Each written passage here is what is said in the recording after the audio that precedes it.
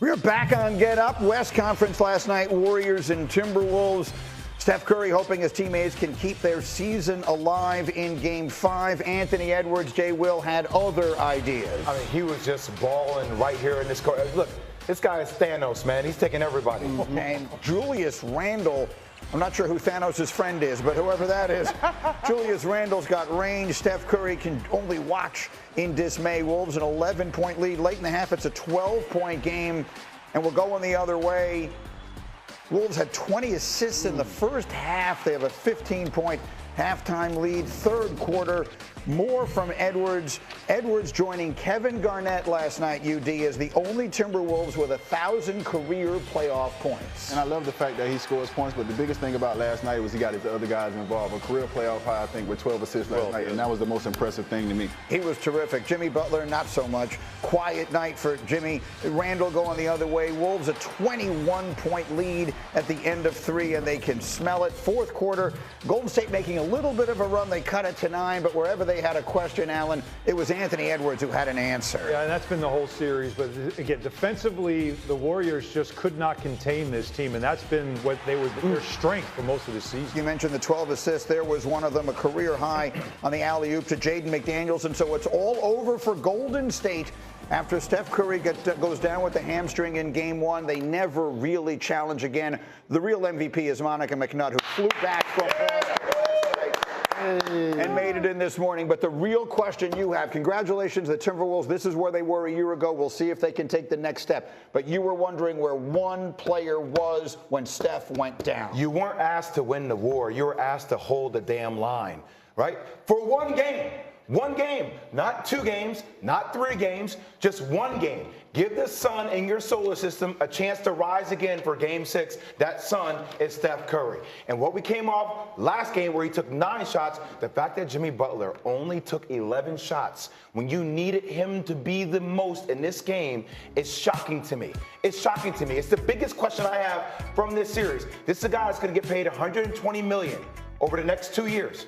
$120 million, took only 11 shots. Now, I know the game got away, but UD, you're going to swing. If you're going to go out, you are going to go out swinging, not taking 2 more shots than the 9 shots you took in the game that you didn't come out for the night before. Look, when Steph went down in the second quarter of Game 1, but they won that game anyway, we all sat here and said, well, look, they've got Jimmy Butler now. This is what he's there for. Win one game to force a Game 6 where there would have been extra time, and maybe Steph makes it back. What did we see from Jimmy Butler? I mean, this is who Jimmy is. I tell people this all the time. Jimmy is a very smart, calculated offensive player. He preys on mistakes. He needs you to have weaknesses. If you don't have a weakness, if you don't make a mistake, it's a tough night for Jimmy Butler. You put Jaden McDaniels on him. You have Ant-Man on him with athleticism. You have Julius Randle on him with size and strength. Then you have Rudy Gobert sitting in the paint. This was just not a series for Jimmy Butler. As great as Jimmy Butler is, there is a difference between LeBron James and Jimmy Butler. There is a difference between Dwayne Wade and Jimmy Butler. There's a difference between those guys. And that takes away nothing from Jimmy's greatness. He said it himself. I'm not the fastest. I don't jump the highest. I don't have the most skill level, but I play hard as hell.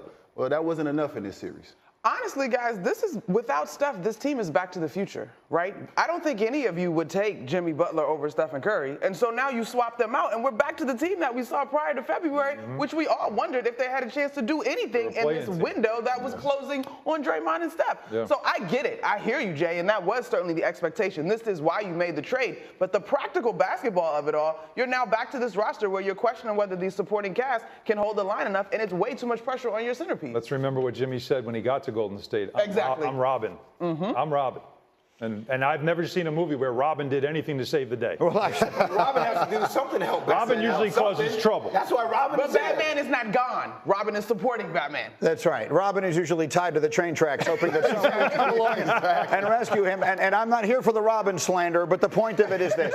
I will admit that I am a hopeless romantic. And so when they made this deal and Draymond said, oh, we've got a chance now to win a championship, I found myself dreaming one last run for Steph. And obviously it didn't happen, and it happens in the worst possible way. I mean, for him not to even be healthy, to go down on the floor was just awful to watch. You think it's the last run for Steph? You think this is the last That's what I'm asking you. Was that his last, was this, with Jimmy and everything else, his last best chance? All I'm saying is I've seen the Golden State Warriors get creative before with their personnel and roster. The one thing I just never. Big move. You're saying big move. Why not Giannis? In the words of Aretha Franklin, ain't no way. Mm-hmm. Ain't no way. Ain't no way what? Ain't no way in hell they go back to the finals with Steph. And even with Steph, and this is no fault of Steph.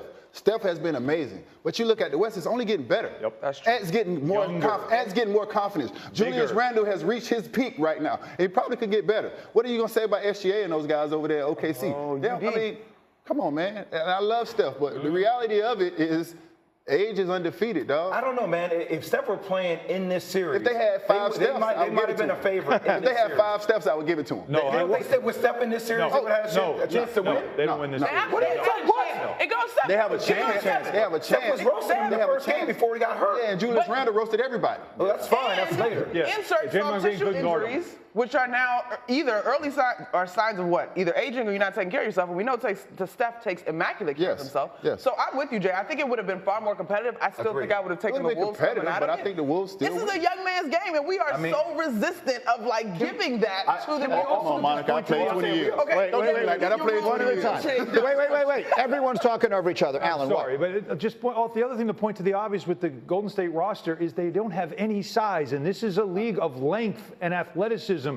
They don't have either one of those. They spend a lot of time on the perimeter. Butler was getting them to the free throw line. He did have 11 free throw attempts in this game. It's the one thing he did continue to do. But when Draymond Green is your big man and he's 6'8", you're not going to win a lot of games in the Western Conference with the way those teams are built. I understand. I'm just saying, with Curry and Butler in the lineup, they were 23-7. So I hear what everybody's saying. I hear what everybody's saying about the fact that, hey, I would have had Minnesota favored, just like a lot of us had the Celtics favored, except Monica, right? So all I'm saying is things do happen when you got a guy like Steph that can get hot and pop off at any time. So maybe the point is, if we're ever going to see him back on that stage again, they're going to need one more big offseason move. Absolutely. Hell yeah. Jay keeps talking about Giannis to Golden State. Could there be anything there?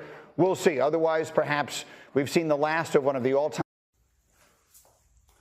Hello, xin chào tất cả các bạn nha. Mình sẽ giới thiệu cho các bạn về kênh của mình và những video của mình cho các bạn biết được là kênh của mình làm video sáng tạo nội dung về chủ đề gì. Video của mình sẽ làm xuyên suốt về chủ đề cắt dán này. Mình sẽ cắt dán những sản phẩm như thế này cho các bạn xem. Còn đây là những sản phẩm mình đã hoàn thiện rồi.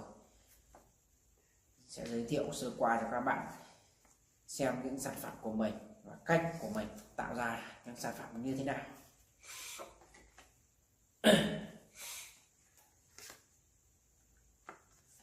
Và để tạo ra được những sản phẩm đa dạng màu sắc như thế này và như thế này thì mình sẽ cần những dụng cụ như sau. Những dụng cụ phụ bổ trợ như là đây là giấy thủ công màu các bạn. Trước mặt bên tay phải của mình đây là giấy thủ công màu. Nó có đa dạng những màu sắc, để tạo ra những sản phẩm tuyệt đẹp cho các bạn xem. Đấy. Có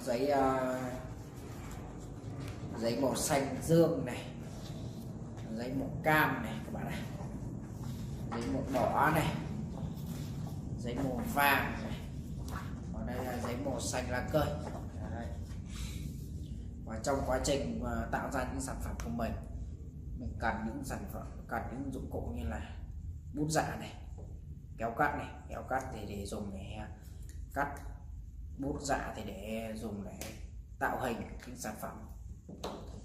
Còn đây là hồ dán các bạn này. Hồ dán thì mình sẽ dán những sản phẩm từ một chi tiết này sang chi tiết khác, từ màu sắc này sang